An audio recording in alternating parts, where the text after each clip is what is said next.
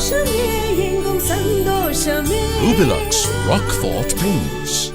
போன ட்ரிப்பு அவங்க ஜெயிலுக்கு வரும்போது அவங்க வந்து நிறைய வந்து குற்றங்கள் சொல்லியிருந்தாங்க. இந்த மாதிரி ஜெயிலில் வந்து பெருச்சாளி வருது, கரப்பாம்பூச்சி வருது, அது வருது, இது வருது அப்படின்லாம் நிறைய வந்து கம்ப்ளைண்ட் பண்ணியிருந்தாங்க. ஸோ இந்த ட்ரிப் ஒரு ட்ரிப்பு வந்தாங்கன்னா என்ன பண்ணுறது, நம்ம வந்து திடீர்னு பிடிச்சி உள்ளே போட்டாங்கன்னா எப்படி இங்கே வைக்க முடியும்? அதனால் நம்ம வந்து இதெல்லாம் எதுக்கும் ரெடி பண்ணி வைப்போம் இதை அப்படின்னு சொல்லி நாங்கள் என்ன பண்ணோம், அங்கே இருக்கிற ஃபீமேல் பிரிசனர்ஸ், அது ஃபீமேல் என்க்ளோஷர் இது டோட்டலாக அங்கே தான் சசிகலாவும் வச்சுருந்தோம். நாங்கள் ஃபீமேல் என்க்ளோஷரில் மொத்தத்தையும் காலி பண்ணி எல்லாத்தையும் க்ளீன் பண்ணி பிடபிள்யூடி சொல்லி அதை வந்து கொஞ்சம் மாடர்னைஸ் பண்ணி உள்ளே ஒரு டாய்லெட்டுலாம் வச்சு, முதல்ல டாய்லெட்டுக்கெலாம் வெளியே போகணும், உள்ளே ஒரு இன்சைட்லேயே ரூமுக்குள்ளேயே ஒரு டாய்லெட்லாம் வச்சு அதை கொஞ்சம் ரூமெல்லாம் கொஞ்சம் பெருசு பண்ணி அந்த இடத்த சரி இந்த மாதிரி யாராவது விஐபிஸ் வந்தால் வச்சுக்கலாம் அப்படின்னு சொல்லி நாங்கள் அதை ரெடி பண்ணி வச்சுருந்தோம். ஃப்ரெஷ்ஷாக இருந்தது, எல்லாம் வந்து கலர் வாஷ்லாம் பண்ணி ஜம்முன்னு இருக்காது. வந்தது யார் வந்தாருன்னு கேட்டால் இவர் வந்துட்டார் உள்ள. அப்போ கேட்டார், அது வந்து என்ன ஸ்டார் ஹோட்டல் மாதிரி வச்சுருக்கீங்க, ரூம்ஸ் எல்லாம் பயங்கரமாக இருக்குது, என்ன அங்கெல்லாம் கொண்டு போவீங்க எப்பவுமே, இங்கே கொண்டு வந்திருக்கீங்க நீங்கள் அப்படின்னு சொன்னாங்க. இது வந்து உடனே நான் சும்மா இருக்க மாட்டேன், அந்த அம்மாவுக்கு ரெடி பண்ணது அது, அங்கே போல் நீங்கள் வந்துட்டீங்க நீங்கள் அப்படின்னு. சரி நாங்கள் 2 பேரில் யாரோ ஒருத்தர் வருவோம், இன்னும் நான் வருவேன் இல்லைன்னு கேட்டிங்கன்னா அவங்க வருவாங்க, 2 பேர் தவிர யாரும் வருவாங்க, அதனால் இது வந்து அப்படியே வச்சுருங்க, இது வந்து விஐபி பிளாக்காக வச்சுக்கோங்க, சிஎம் பிளாக்காக வச்சுங்க அப்படின்னாரு. அப்போ கூட அந்த பிளாக் எப்படி இருக்குன்னு கேட்டிங்கன்னா உங்களுக்கு வந்து கூவத்தினுடைய கரையில் இருக்கிற மாதிரி தான் அது. அதை கூவத்தையும் இதையும் பிரிக்கிறதுக்கு ஒரு வால் மட்டும்தான் நடுவில் இருக்கும். ஸோ உங்களுக்கு வந்து அது எவ்வளோ ஸ்மெல்லாக இருக்கும், உங்களுக்கு வந்து எவ்வளோ டர்ட்டியாக இருக்கும்.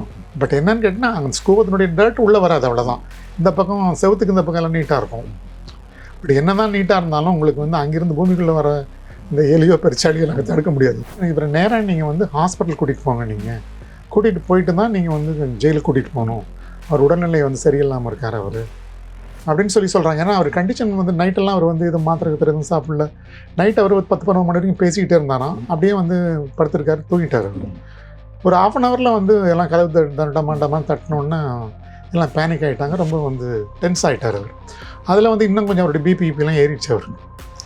ஸோ ரொம்ப வந்து உடல்நிலை சரியில்லாமல் தான் இருந்திருக்காரு. அவரே வந்து வீட்டில் ஒரு ஹார்லிக்ஸ் எல்லாம் கொடுத்து அவரை ஆசுவாசப்படுத்தி தான் அவரை அனுப்பிச்சி வைக்கிறாரு ஜட்ஜு. அப்போ உள்ளே அவர் தனியாக இருந்தாருன்னு கூட சொன்னீங்க, எப்படி இருந்தார், என்ன உள்ள நடந்ததுன்னு சொல்ல மாட்டேன். இவரை கொண்டு போய் வச்ச இடம் வந்து ஒரு ஃபீமேல் யார்டு. அப்போ வந்து உங்களுக்கு வந்து நிறைய வழக்குகளில் வந்து அந்த ஜெயலலிதா அம்மையார் வந்து நிறைய கேஸுகளில் சம்மந்தப்பட்டு வழக்குகள் போயிட்டு இருந்து சில இதில் கன்விஷன் ஆகிடுச்சு. ஸோ மறுபடியும் திருப்பி இந்த கவர்மெண்ட் தான் வரும், அவங்க நிறைய பண்ணியிருக்காங்க, நல்லது பண்ணியிருக்காங்க, அதனால் கட்டாயம் இந்த கவர்மெண்ட் தான் வரும் அப்படின்றதுல உறுதியாக இருந்தாங்க அவங்க. அந்த நேரத்தில் திடீர்னு பார்த்தீங்கன்னு கேட்டிங்கன்னா இந்த கவர்மெண்ட் வந்துருச்சு. ஸோ ஒருவேளை வந்து மறுபடியும் டிஎம்கே கவர்மெண்ட் வந்துச்சுன்னா இவங்களை ஒருவேளை அரசு பண்ணாங்க, என்ன பண்ணுறது அப்படின்றதுக்காக நாங்கள் என்ன பண்ணோம், போன ட்ரிப்பு அவங்க ஜெயிலுக்கு வரும்போது அவங்க வந்து நிறைய வந்து குற்றங்கள் சொல்லியிருந்தாங்க. இந்த மாதிரி ஜெயிலில் வந்து பெருச்சாளி வருது, கரப்பாம்பூச்சி வருது, அது வருது, இது வருது அப்படின்லாம் நிறைய வந்து கம்ப்ளைண்ட் பண்ணியிருந்தாங்க. ஸோ இந்த ட்ரிப் ஒரு ட்ரிப்பு வந்தாங்கன்னா என்ன பண்ணுறது, நம்ம திடீர்னு பிடிச்சி உள்ளே போட்டாங்கன்னா எப்படி இங்கே வைக்க முடியும்? அதனால் நம்ம வந்து இதெல்லாம் எதுக்கும் ரெடி பண்ணி வைப்போம் இதை அப்படின்னு சொல்லி நாங்கள் என்ன பண்ணோம், அங்கே இருக்கிற ஃபீமேல் பிரிசனர்ஸ், அது ஃபீமேல் என்க்ளோஷர் இது டோட்டலாக அங்கே தான் சசிகலாவும் வச்சுருந்தோம். நாங்கள் ஃபீமேல் என்க்ளோஷரில் மொத்தத்தையும் காலி பண்ணி எல்லாத்தையும் க்ளீன் பண்ணி பிடபிள்யூடி சொல்லி அதை வந்து கொஞ்சம் மாடர்னைஸ் பண்ணி உள்ளே ஒரு டாய்லெட்டுலாம் வச்சு, முதல்ல டாய்லெட்டுக்கெலாம் வெளியே போகணும், உள்ளே ஒரு இன்சைட்லேயே ரூமுக்குள்ளேயே ஒரு டாய்லெட்லாம் வச்சு அதை கொஞ்சம் ரூமெல்லாம் கொஞ்சம் பெருசு பண்ணி அந்த இடத்த சரி இந்த மாதிரி யாராவது விஐபிஸ் வந்தால் வச்சுக்கலாம் அப்படின்னு சொல்லி நாங்கள் அதை ரெடி பண்ணி வச்சுருந்தோம். ஃப்ரெஷ்ஷாக இருந்தது, எல்லாம் வந்து கலர் வாஷ்லாம் பண்ணி ஜம்முன்னு இருக்காது. வந்தது யார் வந்தாருன்னு கேட்டால் இவர் வந்துட்டார் உள்ள. ஜென்ரலாக அவர் வந்தாருன்னா நாங்கள் வந்து ஃப்ரண்ட்டில் வந்து அவருக்கு வந்து ஒரு செல்ஸ் இருக்குது, அதில் தான் அவர் அங்கே தான் போவார் எப்போவுமே. எப்போ வந்தாலும் அங்கே தான் அவர் இருப்பார். இந்த ட்ரிப் என்னன்னு கேட்டிங்கன்னா இந்த ட்ரிப் வந்து இந்த தடா பிரிசனர்ஸு, அதுக்கு இல்லாமல் முஸ்லீம் ஃபண்டமெண்டல்ஸ் இருந்தாங்க அப்போது. ஸோ நிறைய டெரரிஸ்ட் குரூப்ஸ் பிரிசனர்ஸ் அந்த ஏரியாவில் இருந்ததுனால ஸோ அங்கே தான் வச்சு தான் பிரச்சனை ஆகிடுறது. மோரோவர் தட் வந்து இப்போ அவர் கூட வேற நிற்கிறதுக்கு ஆள் இல்லை, தனியாக இருக்கார். ஏற்கனவே சிஎம்மாக இருக்கிறாள். இவர் வந்து தடாய்க்கில் போட்டவங்க எத்தனை பேர் இருப்பாங்க, இவர் பீரியடில் வந்து குண்டாஸுக்கு வந்தவங்க எத்தனை பேர் இருப்பாங்க, அந்த மாதிரி ஏதாவது ஒன்று உள்ளே தான் சம்பாதம் நடந்துறது என்னப்பட்டதுனால நாங்கள் வந்து இந்த ட்ரிப்பை அங்கே வைக்கிறதுக்கு தயாரில்லை, தனியாக ஒரு என்க்ளோஷர் கொண்டு போயிடணும்னு தீர்மானம் பண்ணோம். இந்த ஃபீமேல் லேடை வந்து அந்த இதை கன்வெர்ட் பண்ணி அதை விஐபி பிளாக் மாதிரி பண்ணி அங்கே கொண்டு போயிட்டோம். ஜே கிளாஸ் பிரிசனர்ஸ் போடுற பிளாக்னு சொல்லிட்டு. அப்போ கேட்டால் அது வந்து என்ன ஸ்டார் ஹோட்டல் மாதிரி வச்சுருக்கீங்க, ரூம்ஸ் எல்லாம் பயங்கரமாக இருக்குது, என்ன அங்கெல்லாம் கொண்டு போவீங்க எப்பவுமே, இங்கே கொண்டு வந்திருக்கீங்க நீங்கள் அப்படின்னு சொன்னாங்க.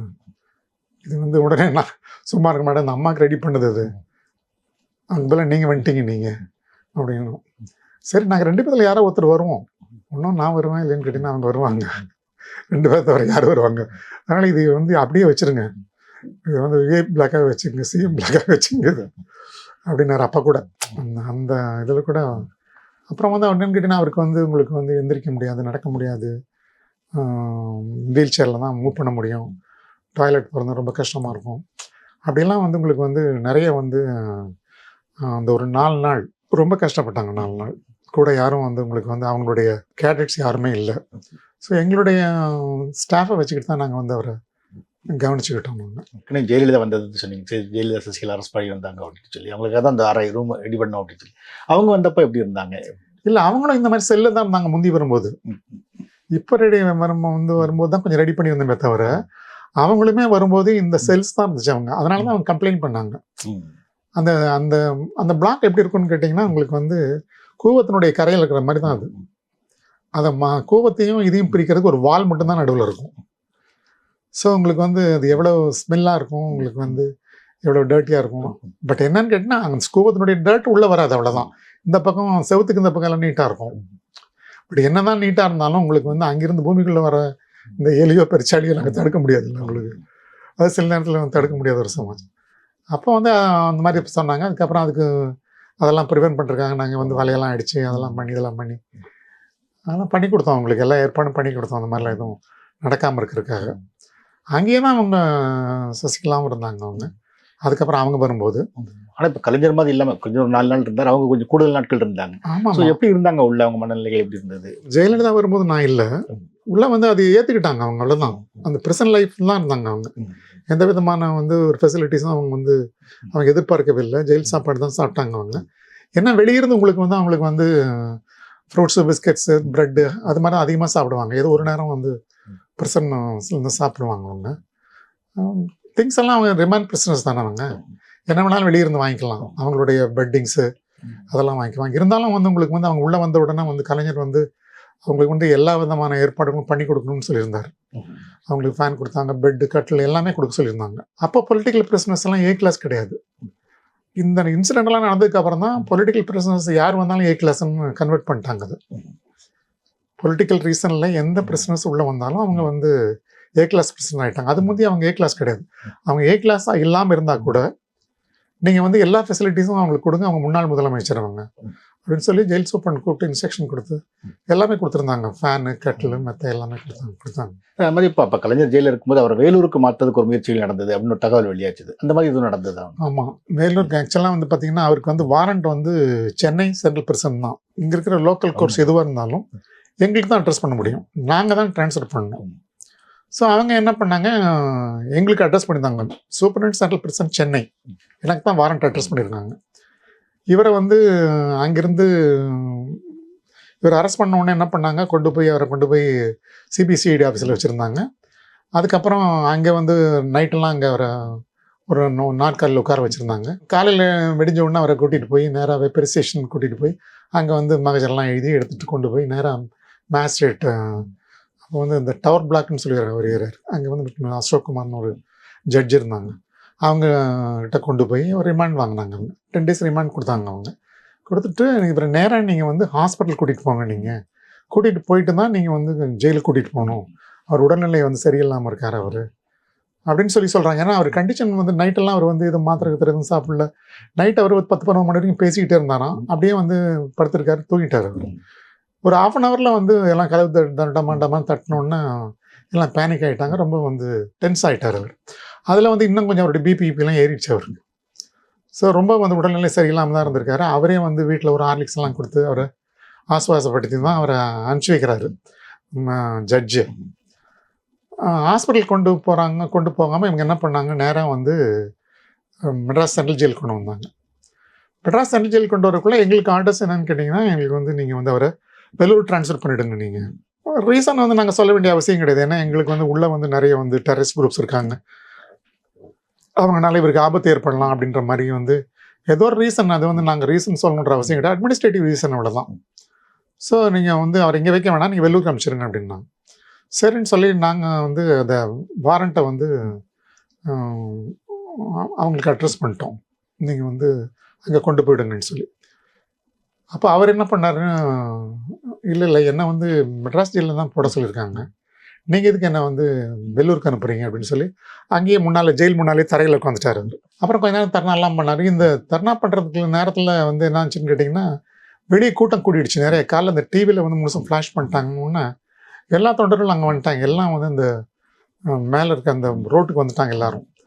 பயங்கரமான கூட்டம், கிட்டத்தட்ட ஒரு 10,000-50,000 பேருக்கு மேலே வந்து ஒரே கூச்சல் போட்டு ஒரே கலாட்டா பண்ணி எல்லாம் போலீஸ் வரும்.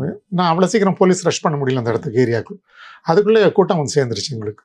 ரொம்ப ஒரு ரசபசமான நேரம் அது இருந்தது. போலீஸால் கண்ட்ரோல் பண்ண முடியாத ஒரு சூழ்நிலை கூட வந்துச்சு. தடி அடி பண்ணணும் அப்படின்னு தடியெல்லாம் பண்ணாங்க. அது வந்து மேலே இருக்க அந்த பாலத்துக்கு மேலே. இனிமேல் இவர் எப்படி இங்கிருந்து எடுத்துகிட்டு போகிறது வெளியே வேலூருக்கு, அது போலீஸ் வந்து ரொம்ப எஸ்டேட் பண்ணாங்க. இது இந்த ஸ்டேஜில் இவரை நான் எடுத்துகிட்டு போக முடியாது, இங்கேயே இவ்வளோ தடை இருந்ததுன்னு கேட்டிங்கன்னா, நீ ரோடெல்லாம் இவ்வளோ தடை இருக்கும், ஸோ வெள்ளூர் கொண்டு போகிறது வந்து அவ்வளோ பெருசாக கஷ்டமாக இருக்கும் அப்படின்னு சொல்லி அவங்க அப்ரோச் பண்ணாங்க. மேலே இடத்த அப்ரோச் பண்ணி இந்த மாதிரி வந்து வெள்ளூர் கொண்டு போகிற சிரமமாக இருக்கும், அதனால் வந்து இங்கே மெட்ராஸ் ஜெயிலே வச்சிடலாம் அப்படின்னு சொல்லி. மெட்ராஸ் ஜெயிலில் வந்து எல்லாம் வைக்க முடியாது, நீங்கள் அனுப்பிச்சு தான் தீரணும் அப்படின்னு சொல்லி அவங்க சொல்லிட்டாங்க போலீஸ்கிட்ட. அப்புறம் நான் வந்து கூப்பிட்டு அதுக்குள்ளே என்ன பண்ணாங்க, இவர் வந்து உடல்நிலை சரியில்லைன்னு சொல்லி ஹாஸ்பிட்டல் கொண்டு போக சொல்லியிருந்தாங்க இல்லைங்களா. உடனே வந்து ஒரு மெடிக்கல் டீம் அங்கேருந்து காமிச்சு, இவர் பிரயாணம் பண்ணோன்னா அது ஃபிட் ஆகணும் இல்லையா, ஃபிட் ஃபார் ட்ராவல் வாங்கணும் உங்களுக்கு. ஸோ அதனால் வந்து அங்கேருந்து ஒரு மெடிக்கல் டீம் வந்துச்சாங்க. வந்து இவரை வந்து செக் பண்ணாங்க. செக் பண்ணிட்டு இவர் வந்து ஃபிட்டு ட்ராவலுக்கு அப்படின்னு சொல்லி ஃபிட் பண்ணிட்டு போயிட்டாங்க அவங்க. ஸோ ஃபிட் ஃபார் ட்ராவல் அவங்க சர்டிஃபிகேட் கொடுத்துட்டாங்க, அதனால் நீங்கள் அனுப்பிச்சிருக்க நீங்கள் அப்படின்னு சொல்லி. இந்த மீன்வேல் என்னாச்சுன்னு கேட்டிங்கன்னா, இவருக்கு வந்து காலையில் மார்னிங் நேச்சுரல் கால் எல்லாம் போன காலையிலேருந்து எங்கேயும் போகலை, அங்கேயும் அலைக்கழிச்சு கொண்டு வந்திருக்காங்க. ஸோ எப்படியாவது வந்து அது கொஞ்சம் அரேஞ்ச் பண்ண சொன்னாங்க. ஜெயிலுக்குள்ளே வந்து இப்போ வந்து இவர் வந்து விட்டுட்டோன்னு வச்சுங்களேன், அப்புறம் வெளியே போக மாட்டார். நான் எப்படி ஜெயிலுக்குள்ளே விடுறது, நானும் வந்து ரொம்ப வந்து எஸ்டேட் பண்ணிக்கிட்டு தானே, எப்படி ஜெயிலுக்குள்ளே விடுறது, இப்போ இவரை வந்து அங்கே வெள்ளூர் கொண்டு போகணுமே, நம்ம ஜெயிலுக்குள்ளே விட்டால் என்ன ஆகும் அப்படின்னு சொல்லி. பட் என்ன இருந்தாலும் என்னை பொறுத்த வரைக்கும் வந்து இது வந்து very important. So old man, moreover that எக்ஸ்இஎம் அவங்க, இது வந்து ஒரு இது கூட நம்ம அலோவ் பண்ணலாம், என்னத்தை பண்ண போகிறோம் நம்ம. சரி வாங்க நீங்கன்னு சொல்லி என்னை கூட்டிகிட்டு வந்து ஜெயில் ஆஃபீஸில் வந்து அங்கே உட்கார வச்சு, அங்கே வந்து அதுக்குரிய வசதிகள் கிடையாது ஆஃபீஸ்க்குள்ளே. அப்புறம் அதுக்கு ஒரு தனி ஒரு என்க்ளோஷர் இருக்குது, அதுக்கு அந்த ஆஃபீஸ்க்குள்ளேயே ஒரு தடுப்பு இருக்குது. அங்கேயே வந்து கமௌண்ட் ஸ்டாண்ட்லாம் கொண்டு வர சொல்லி எல்லாம் அரேஞ்ச் பண்ணி அந்த இடத்துலையும் எல்லாத்தையும் வந்து அவருக்கு ஏற்பாடு பண்ணி அங்கே உட்கார வச்சோம். அதுக்கப்புறம் அவர் வந்து இன்னும் கொஞ்சம் அவருக்கு வந்து ஜாஸ்தி தான் ஆச்சு. திருப்பி அந்த பால்பிட்டேஷன்லாம் கொஞ்சம் ஜாஸ்தியாக ஆரம்பிச்சிது. திருப்பி எங்கள் ப்ரெசன்ட் டாக்டர் வந்து செக் பண்ணாங்க. செக் பண்ணிட்டு சொன்னாங்க வந்து, இல்லை சார் கண்டிஷன் கொஞ்சம் மோசமாக தான் இருக்குது அப்படின்னு.